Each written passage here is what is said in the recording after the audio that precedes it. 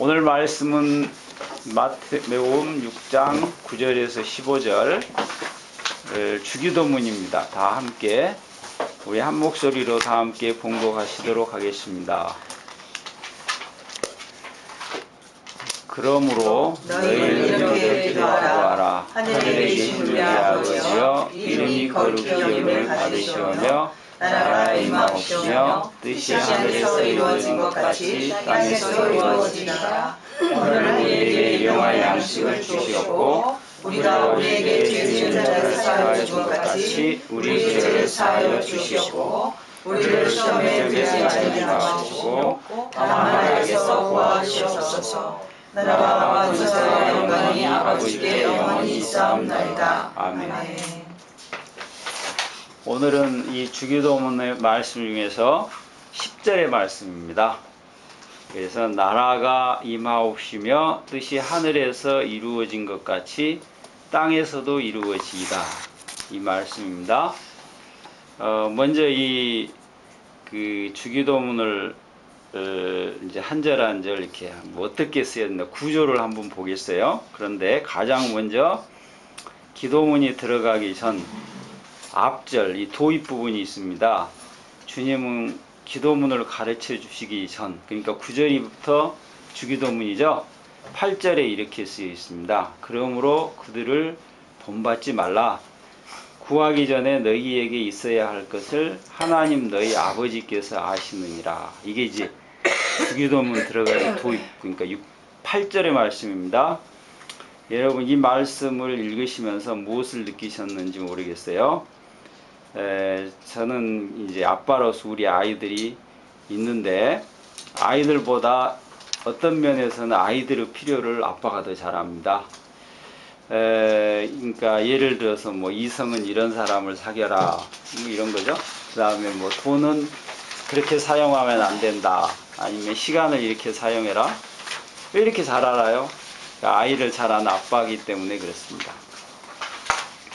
따라서 오늘 성경 6장 8절도 하나님이 그러시잖아요. 내가 너희 필요를 잘 안다.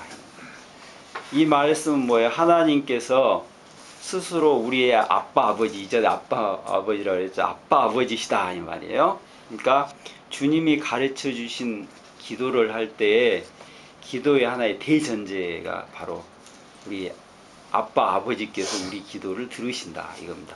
그리고 우리는 그분에게 기도를 한다.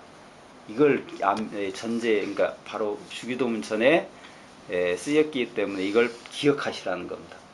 그러니까 사람에게 우리는 그렇잖아요. 여기서도 우리 대기도할 때 아마 여러분 어떤 심정인지 모르시겠는데 이거 누가 듣는데 이렇게 생각하잖아요.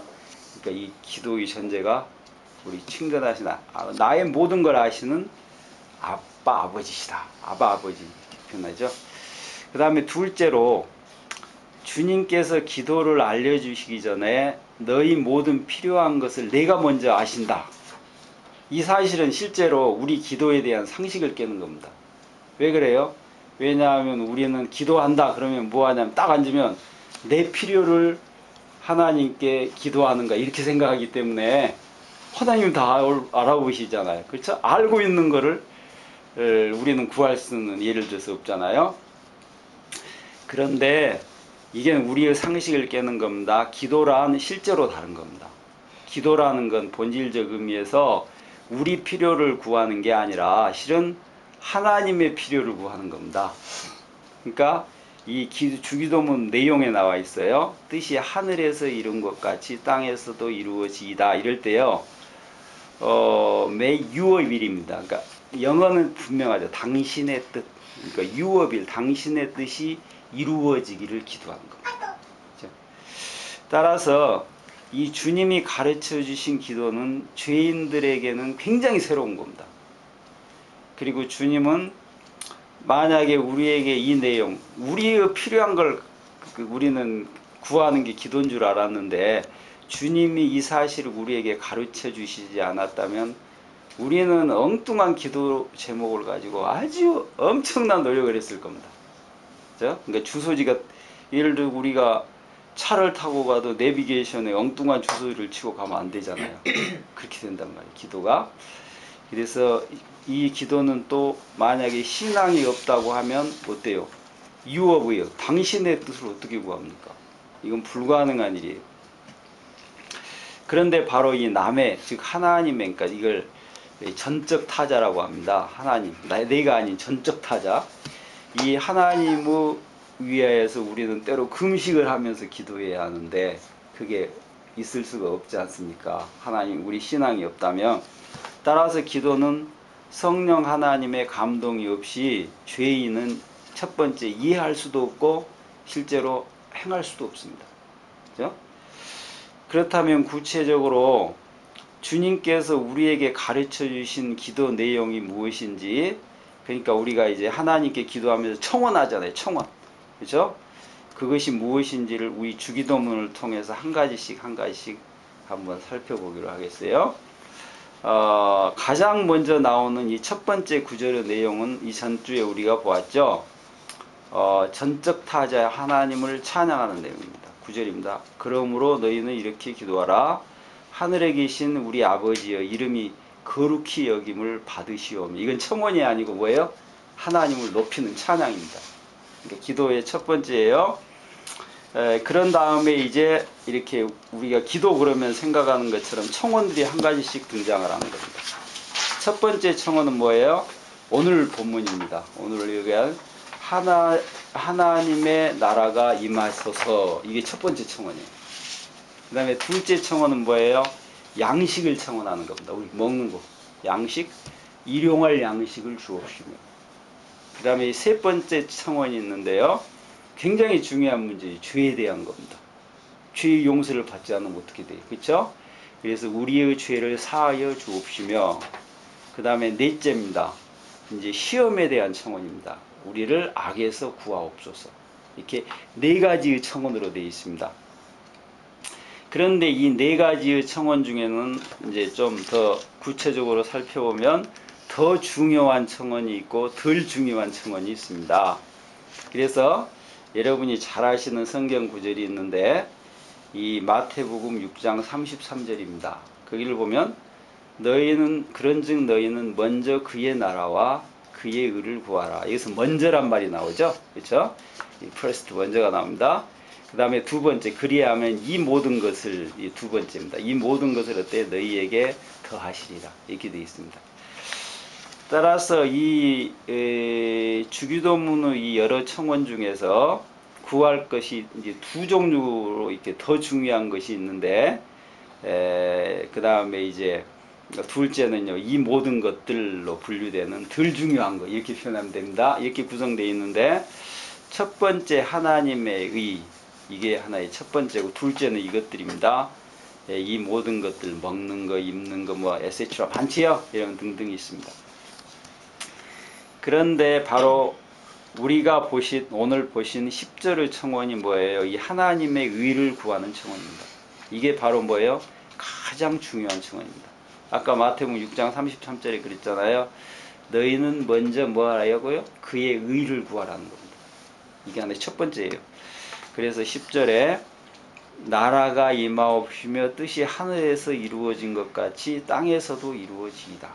이게 가장 중요합니다. 그러니까 아까 제가 예를 들어서 이게 뭐 your will입니다. 당신의 뜻을 이루시기 구하는 겁니다. 연이어 이제 세 가지 청원이 하나님께서 우리에게 더해 주실, 그러니까 아까 마태복음 6장 33절을 보냈는데 그러면 더해 주신다 그랬잖아요. 여기에 해당한다고 생각할 수 있습니다. 그 첫 번째가요, 일용할 양식에 대한 청원입니다. 11절에 오늘 우리에게 일용할 양식을 주옵시고, 그 다음에 나오는 게 죄의 용서에 대한 청원입니다. 12절입니다. 우리가 우리에게 죄 지은 자를 사하여 준 것 같이 우리 죄를 사하여 주옵시고. 그리고 예수님이 물론 십자가에서 완전히 승리하신 것은 사실이지만 그럼에도 불구하고 여전히 우리를 시험하는 우리는 사탄의 역사가 있기 때문에 뭘 해요? 하나님의 보호를 요청해야 되는 거예요. 그죠? 그래서 13절에 우리를 시험에 들게 하지 마옵시고 다만 악에서 구하시옵소서, 이렇게 되어 있습니다. 그러니까 주님께서 이 기도를 하시기 전에 알려주시기 전에 이전에 말씀드렸죠. 이렇게 하지 말라 이렇게 하신 적이 있어요. 그렇죠? 이 앞절들에서.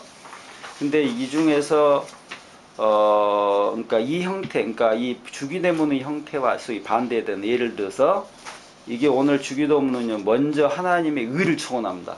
그렇죠? 이게 첫 번째요. 그리고 이거 이제 이 모든 걸로 표현되는 양식이며 죄며 시험에 대한 청원을 하죠.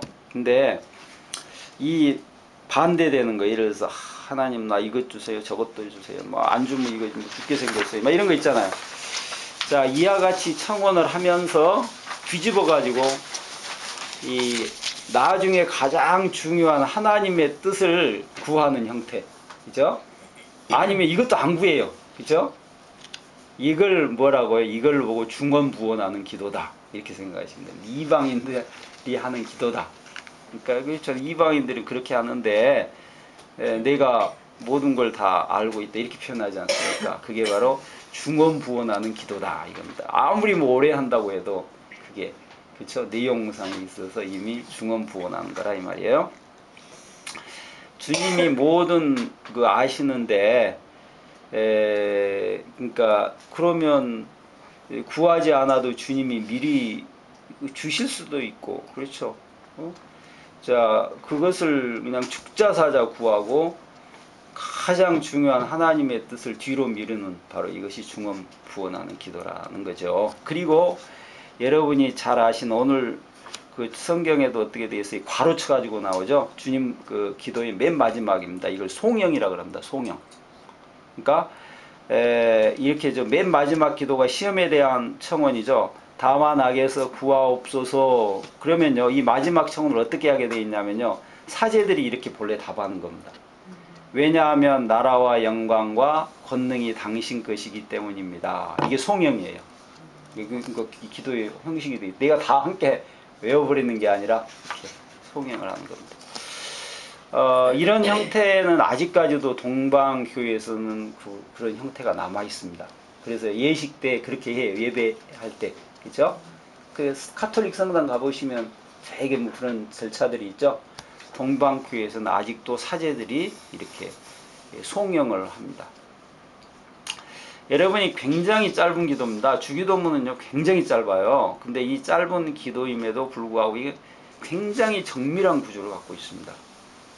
저는 이제 제 개인 생각인데요, 열린 예배라, 그러니까 제 개인 생각이에요. 열린 예배라 그래가지고 막 드럼치고 소리치고 손을 들고 막 감정을 막 격하게 자극하고 막 생각나는 대로 찬송하다 갑자기 와서 막 설교하고, 이렇게 저는 예배의 형식을 무시하는 것은 저는 개인적으로 옳지 않다고 생각합니다. 그러니까 이 짧은 주기도문을 봐도 이렇게 굉장히 형식도 굉장히 아주 형식 자체가 또 하나의 내용과 메시지를 담고 있기 때문에 저는 그렇게 생각해요. 또 교회론도 저는 마찬가지라고 생각합니다. 하나님이 모세를 통해 이 땅에 성전을 지으실 때도 모세가 멋있다고 생각하는 대로 지은 게 아닙니다. 하나님께서 이렇게 모델을 보여주십니다. 그대로 지켜야죠. 이게 출애굽기 25장 9절입니다. 물은 내가 내게 보이는 모양대로 장막을 짓고 그 기구들도 그 모양을 따라 지을지니라, 이렇게 되어 있습니다. 우리 교회도 이 사람이 좋은 대로 임으로 조작할 수 있는 것이 아니다, 그런 거죠. 자, 일단 우리는 이 주기도문의 하나의 구조, 이렇게 쓰여 있는 한 절씩을 보면서 구조들을 보았습니다. 여기에서 이제 오늘 본문이 그 나라가 임하옵시며, 이렇게 이제 오늘 10절의 말씀이죠. 나라가 임하옵시며, 여기에서 처음 등장하는 나라입니다. 하나님의 나라. 이 하나님의 나라란 도대체 무엇을 두고 말하는가, 이겁니다. 그 나라가 우리에게 임하시길 기도하죠. 자, 그래서 하나님의 나라에 대해서 이제 제가 그냥 생각나는 몇 구절을 택했어요. 이 첫 번째 구절은 귀신 들려 눈 멀고 말 못하는 사람을 예수께서 고쳐주셨을 때의 일입니다. 많은 사람들이 예수님을 이때 뭐라 그랬어요? 바알제불 들렸다, 그렇게 비난했어요. 그때 예수님 28절에 이렇게 이야기합니다. 이 마태복음 12장 28절에요. 그러나 내가 하나님의 성령을 힘입어 귀신을 쫓아내는 것이면 하나님의 나라가 어떻게 해요? 이미 너희에게 임하였느니라. 우리가 이걸 이렇게 적용할 수도 있어요. 예를 들어서 지금 이렇게 우리가 예배드리고 설교를 드리지만 우리는 이 말씀을 들으면서 속으로 아멘 그러잖아요. 이건 아무나 할 수 있는 게 아니에요. 그렇죠? 예를 들어서 뭐 기도에 대해서도 우리의 뜻이 아닌 하나님의 뜻을, 그러면 여기 믿지 않는 사람은 뭐야 이거 내 뜻은 어디로, 이렇게 생각할 거 아니에요. 이런 하나님의 말씀에 대해서 전적 동의를 하는 것 자체가 뭐예요? 하나님의 나라가 우리 속에 임해 있기 때문에 일어난 일이에요. 안 그러면 이거는 있을 수가 없어요. 그래서 이 성경 규제를 보시면 하나님의 나라가 뭐라고요? 당장 현재적이에요. 이 장소에 있는 거예요. 그렇죠? 그리고 이런 어떤 공간 이런 걸 두고 하는 게 아니에요. 이 12절을 오늘 이 말씀을 따르 28절 말씀을 따르면요. 근데 이제 또 다른 곳으로 한번 보겠어요. 21절입니다. 나더러 주여 주여 하는 자마다 천국에 들어갈 것이 아니에요. 하나님 나라 킹덤 오브 킹덤 오브 헤븐이네요. 이게 나옵니다. 천국에 들어갈 것이 아니요 다만 하늘에 계신 내 아버지의 뜻대로 행하는 자라야 들어갈 수 있느니라. 이건 어디 같아요? 현재가 아니라 종말을 이야기하는 것 같죠? 좀 차이가 있죠, 시차가 있죠.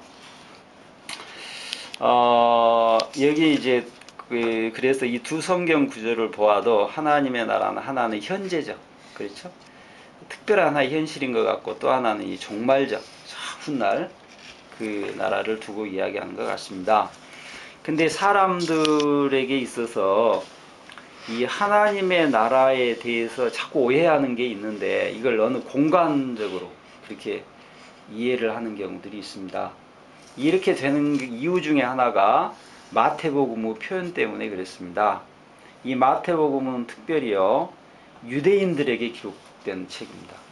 근데 유대인들은요 뭐냐면 하나님의 이름을 감히 부르지 못합니다.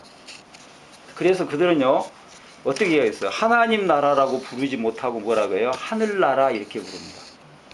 그러니까 이게 그건 뭐냐면 감히 하나님의 나라를 부르지 못하기 때문에. 그래서 여기 그 21절에 나오죠. 나더러 주여 주여 하는 자마다 천국, 여기 나오죠. 이게 영어로 보면 뭐예요?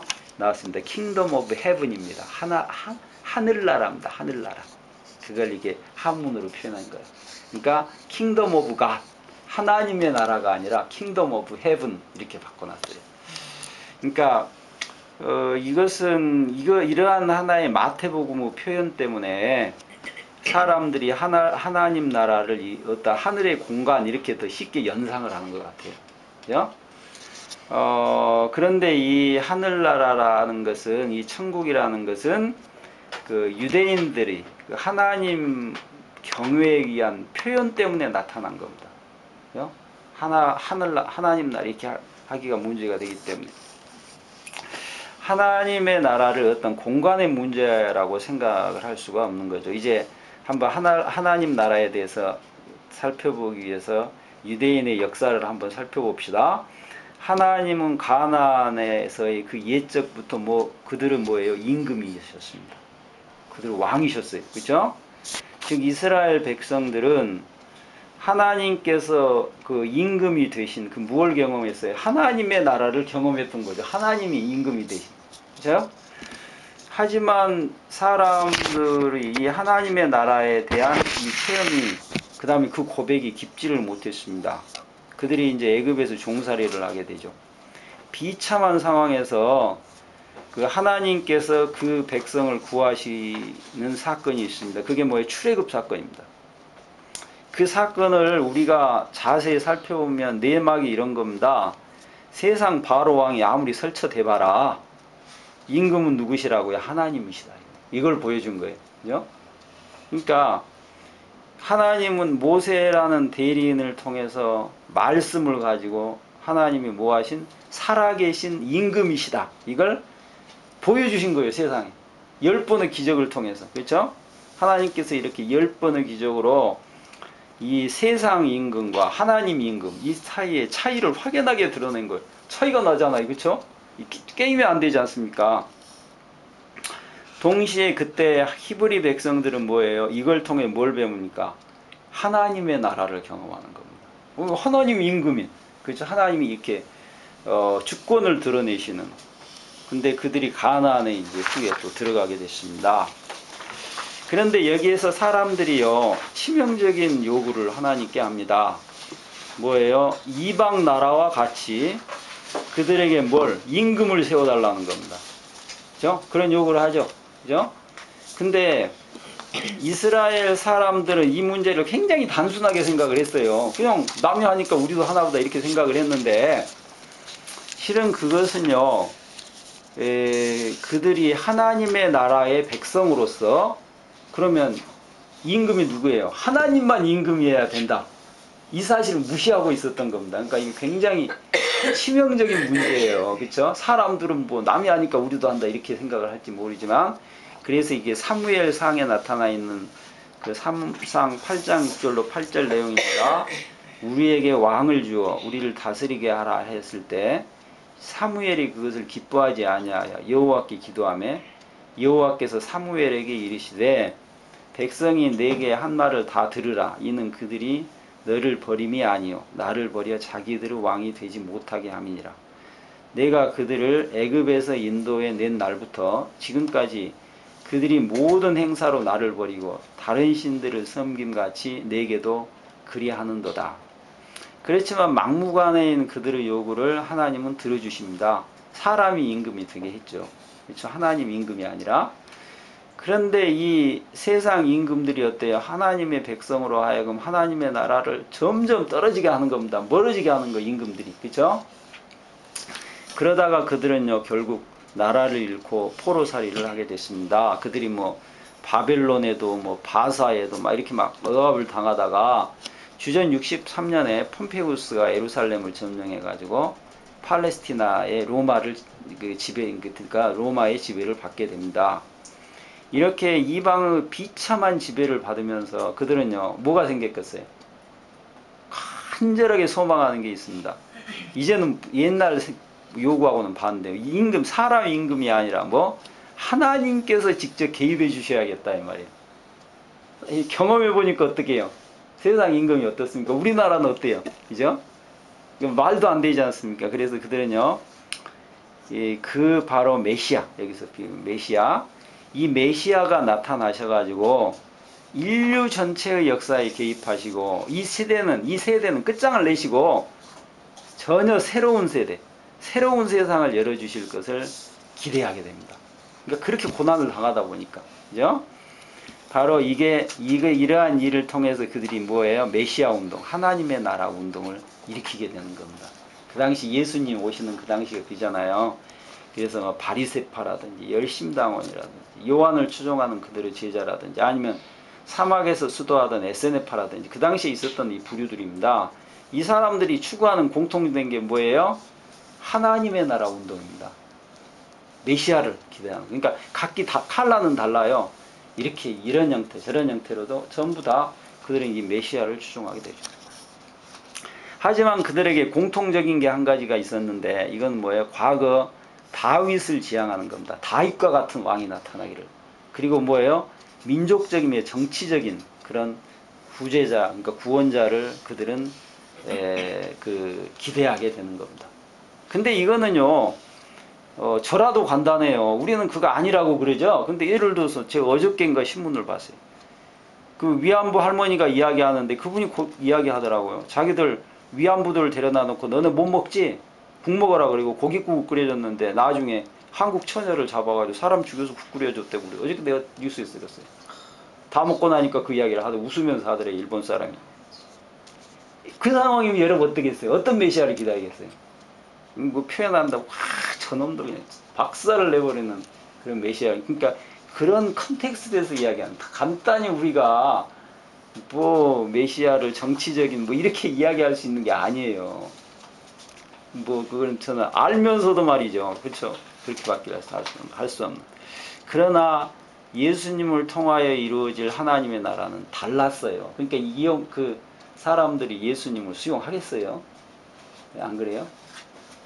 그러니까 근데 예수님은 바로 그런 그 나라, 그 하나님의 나라의 그 임하심을 기도하라 그런 겁니다. 그러니까 이제 하나님의 나라에 대해서 설명을 했어요. 그러니까 그 주기도문에 바로 그 하나님의 나라를 임하시도록 기도하라. 근데 여기에서는요, 그 나라가 어떻게 해요? 임하시는 겁니다. 그 나라가 임하소서 이렇게 되어 있어요. 이제 우리가 여기에서도 또 하나 주의할 게 있는데요. 이 하나님의 나라가 이 땅에 오게 하는데 과연 이 역사의 주체자가 누구냐 말이에요. 주체자가 누구냐 이거죠. 그 나라는 하나님이 주도하시는 겁니다. 또 이 말은 무슨 말이에요? 인간이 주도하는 게 아니라는 이야기예요. 그렇죠? 그래서 이 성경을 보면 그 나라로 우리가 뭐 이루어서 그 나라를 가겠다는 게 아니라, 아니면 그 나라를 빌드업 우리가 세우겠다는 게 아니라 그 나라가 임하라는 겁니다. May your kingdom 어때요? Come. 그 나라가 이렇게 오는 겁니다. 그렇죠? 그래서 우리 한글에서 임하소서, 임하시오며 이렇게 표현되어 있어요. 그 나라는 오는 겁니다. 주도적으로 하나님께서 그 나라를 그 손에 들고 하나님이 쥐고 오시는 거예요. 그러니까 예수님은 우리에게 탕자 비유를 들려주십니다. 이 둘째 아들이 못돼 있잖아요. 제 몫을 챙겨가 먼 나라에 가서 탕진을 했습니다. 제멋대로 사용했죠. 그리고 그가 엄청 고통을 당하죠. 돼지우리에서 돼지밥을 훔쳐먹다가 막 그냥 주인에게 막 맞고 그러잖아요. 그러면서 돼지우리 속에서 그는요, 뭘 생각하냐면 아버지 집을 생각합니다. 이렇게 돼지밥을 훔쳐먹으면서 그러다가 주인에게 막 얻어맞으면서 말이죠. 아, 이렇게 살 바에는 우리 집에 가서 종 되는 게 낫다. 이렇게 표현하죠, 성경이. 그렇죠? 그가 이제 그래서 집으로 돌아온 겁니다. 자신이 그렇게 생각을 했어요. 혹시 아버지가 나를 용서해서 종으로 써주시면 좋겠다 이런 거예요. 그 생각을 가지고 집으로 돌아오는 중인데 아버지가 먼저 막 달려오시는 거예요. 여기서 반드시 생각해야 될 거가 있는데, 이 아들이 주도적으로 아버지 집에 지금 찾아간 게 아니에요. 돼지밥을 더 이상 훔쳐먹을 수가 없으니까 밥 얻어먹으려 거지가 돼가 동냥하러 간 거예요 지금. 응? 제가 아들이란 표현을 안 썼어요. 그렇죠? 아버지에게 용서를 빌려간 게 아니에요. 그는 스스로 생각을 했을 겁니다. 뭐라 그랬겠어요? 나는 용서를 빌 자격도 없다는 거예요. 그죠? 나는 지금 종으로라도 받아주시면 좋겠다 이렇게 돼 있어요. 그죠? 그런데 아버지가 주도적으로 막 달려와 가지고 어떻게 해요? 그를 껴안고 목욕시키고 옷을 갈아입히고 밥상 차리고, 실제로 이 둘째 아들은요, 자기 눈앞에서 무슨 일이 일어나고 있는지 정신을 차릴 수가 없었을 겁니다. 정리가 안 됐을 거 아니에요. 여기에서 아들이 그러니까 주도적으로 용서를 빌고 받고 이 문제가 아니라 어떻게 아버지가 주도적으로 자비를 베푼 겁니다. 이건 좀 다른 거예요. 그렇죠? 내가 뭐 용서를 빌고 이런 게 아니에요. 그래서 그 성경에는 어떻게 했냐면 나라가 임하옵시며 그런다. May your kingdom come입니다. 그 나라가 이렇게 오는 겁니다. 그죠? 그 나라는 이렇게 아버지로부터 그 위로부터 전적으로 우리에게 달려오는 겁니다. 유대인들은 그러니까 여기에 하나의 미스를 하죠. 우리가 율법을 잘 지킴으로 하나님 역사의 주체가 될 수 있다 이렇게 생각한 거예요. 그죠? 우리도 그렇게 교회 안에서 그렇게 착각을 해요. 내가 순종 잘했으니까 뭐 이렇게 하니까 이렇게 자기를 주체로 생각한다고요.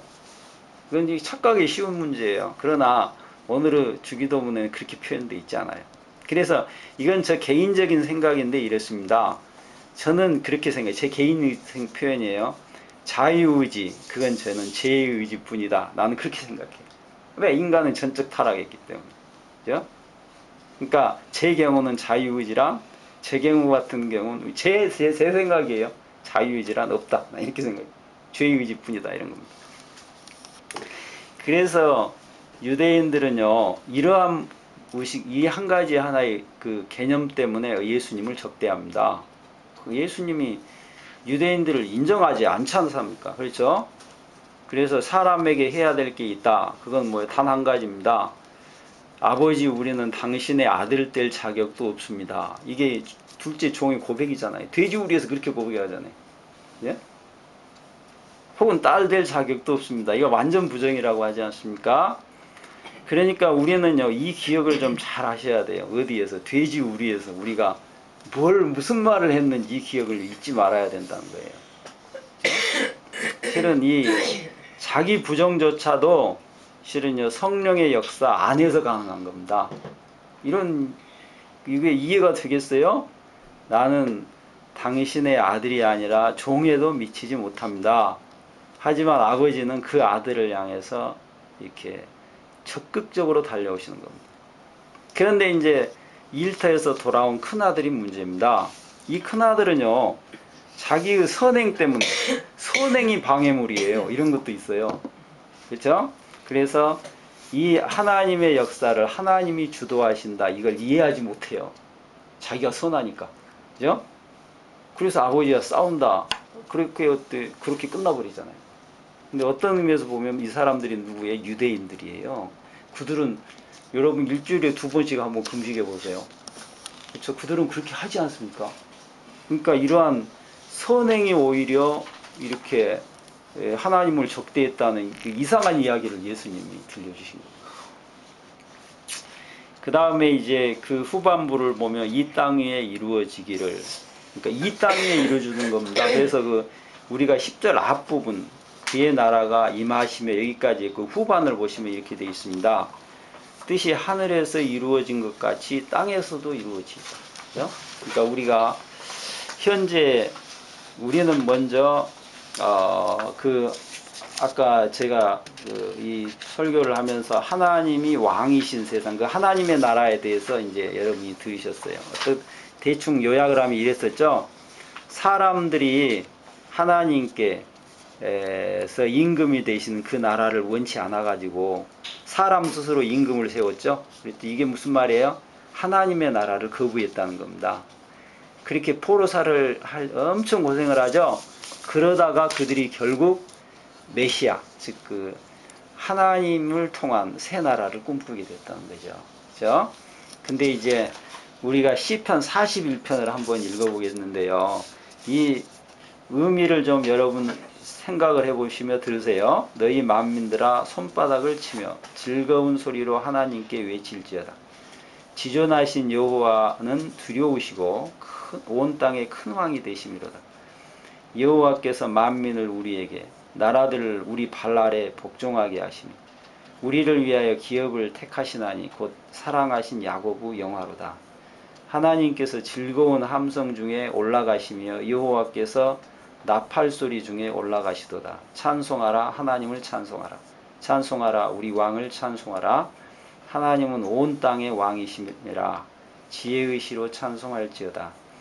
하나님이 뭇 백성을 다스리시며 하나님이 그의 거룩한 보좌에 앉으셨도다. 문나라의 고관들이 모이며 아브라함의 하나님의 백성이 되도다. 세상의 모든 방패는 하나님의 것이며 그는 높임을 받으시리로다. 오늘 시편 47편입니다. 이 시편을 들으시면서 무슨 생각들을 하셨는지 모르겠어요. 이 시편 내용 중에 그런 내용이 많이 나옵니다. 이스라엘의 지역적인 하나님이 아니시라는 겁니다. 그렇죠? 그분은 어때요? 온 땅의 큰 왕이라는 겁니다. 계속 그분이 반복이 되죠? 그래서 만민들아 손뼉을 치라 그러잖아요. 주님의 십자가에서 바로 그 길을 여신 겁니다. 온 땅이 하나님의 나라가 되는 겁니다. 그렇죠? 그러니까 이제 우리는 마치 모세와 같이 그분을 통해서 하나의 과제를 얻은 겁니다. 그분이 어떻게 되도록? 온 땅의 임금이 되도록. 그렇죠? 그분이, 그러니까 주님은, 근데 그러면서 이제 제가 한 예수님의 예화 하나를 갑자기 생각이 나가지고 말씀을 드리는데 이랬습니다. 주님은요, 부자와 거지 나사로 이야기를 해주신 적이 있습니다. 어느 마을에 부자 거지가 있었습니다. 이 두 사람의 특징은 하나인데요. 뭐예요? 한 사람은 부자였다. 한 사람은 거지였다. 부자와 거지를 대표합니다. 제가 이제 너무 기니까 간단히 생각해서 두 사람의 상황 중 단 한 가지만을 제가 이야기하겠습니다. 이 부자는요, 세마포가 그의 일상옷입니다. 주석을 보니까 세마의 가격이 동일한 무게의 금값과 같대요. 그러니까 세마 600g이면 그 옷 가격은요, 어떻게 600g의 금값에 해당합니다. 근데 그걸 성경을 보면 그는요, 외출 후에 이 옷을 벗어두지도 않아요. 일상복이라고 그랬어요. 일상복. 그러니까 이거 입고 화장실 가고 놀러 가고 아니면 뭐 일하고 입고 뭉개고 새로 맞추면 되니까, 그렇죠? 그러니까 이제 옷 하나를 제가 가지고 부자를 말했습니다. 이제 거지입니다. 거지로 말하면요, 개들이 헌데 즉 상처를 핥아대도 그것을 쫓아낼 힘이 없어 그대로 두었다 이렇게 나와 있어요. 그러니까 여러분 그 옆에 가보세요. 막 살 썩는 냄새가 날 거예요. 그죠? 근데 이 부자는 굉장한 사람입니다. 여러분이 썩은 상처에서 막 저도 그런 이야기를 어른들한테 들었는데 뭐 구더기도 나오고 뭐 그런 데잖아요. 그 사람을 날마다 아침마다 현관문 앞에 이 사람이 출근한다 날마다 거기에 갔다고 나와 있어요. 성경에. 출근을 하면 여러분은 어떻겠어요? 나 같으면 한판 싸울 겁니다. 아니면 경찰을 부르든지. 그죠? 그런데 이 부자는 대단한 사람입니다. 그걸 다 허락을 해요. 그리고 이 사람은 밥상 아래까지 기어와서 그걸 주워 먹도록 허락하거든요. 저는 이상하게 되게 비위가 약해요. 그래 음식도 막 이거저거 잘 못 먹겠어요. 근데 이런 사람이 가까이 오면 막 넘어올까 막 그럴 거 아니에요. 그쵸? 근데 저는 물론 부자 같은 이런 자비가 없단 말이에요. 근데 저는 이 성경을 보면서 제 개인적으로 느낀 건 이렇습니다. 부자가 이런 어려운 환경도 견디는 건 이 종교적 동기가 있을 게 아닌가 이런 생각이 들어요. 하나님, 어이구 나 이렇게 말이죠. 그러니까 동기는 모르겠어요. 이건 내 생각이 미스테리예요. 근데 그는 그러니까 굉장히 큰 아량을 베푼 겁니다. 근데 분명한 게 하나가 있는데 이 사람에게 얘기 있어요. 부자는 뭐에 부자에게 너는 너고 나는 나야 이런 의식이 깔려 있는 겁니다. 나는 부자고 너는 거지야. 정확하게 그는 그 영역을 타치하지 않습니다. 그러니까 이 생각이 불행한 이야기지만 그로 하여금 지옥을 가게 만든 겁니다. 우리는 한 인간이에요. 그죠? 때로 어떤 사람은 거지로 살 수도 있고 그렇게 일생을 보낼 수 있는 겁니다. 그리고 어떤 사람 부자로 살 수도 있어요. 그렇지만 제 표현인데 체중계 올라가면 똑같이 70kg예요. 아주 똑같아요. 그죠? 그리고 모든 소유는 하나님 것이에요. 자, 우리는요, 이런 인간 이해가 없는 이상 하나님의 나라를 땅끝까지 이렇게 뭐 전파할 수가 없다. 만민의 왕이라고 우리가 표현했는데 그렇게 그 땅끝까지 우리 임금 예수님을 전할 수가 없다 이 말이에요. 그 인종도 다른 사람이 아닌 같은 피가 흐르는 우리 형제들을 북에 두고 있는데 그리스도의 사랑은 로마서에 보면 죽음도 막을 수 없다 그러잖아요. 그러니까 이러한 하나의 인간 이해가 없다면 실제로 우리는 선교를 감당할 수가 없습니다. 오히려 아프리카 옛날 선교하고 그랬어요. 거기 다 식민지가 되고 난리가 나버렸잖아요. 그게 선교입니까? 이렇게 지나놓고 보면 아주 비참하게 만들어버렸는데 선교사가. 그러니까 이러한 하나의 그 인간 이해가 없다면, 그러니까 이러한 개인주의적인 그것이 하나님 안에서 깨지지 않는다면 오히려 그건 더 비참할 수도 있다 이렇게 말할 수 있습니다. 우리 기도하겠습니다. 하나님, 오늘은 주기도문에 나라가 임하옵시며 뜻이 하늘에서 이루어진 것 같이 땅에서도 이루어지이다. 이 한 절의 말씀을 우리가 묵상했습니다. 하나님, 우리가 주의 뜻을 잘 감당함으로 세상의 빛과 세상의 소금의 역할을 감당해낼 수 있도록 인도해 주옵소서. 예수 그리스도의 이름으로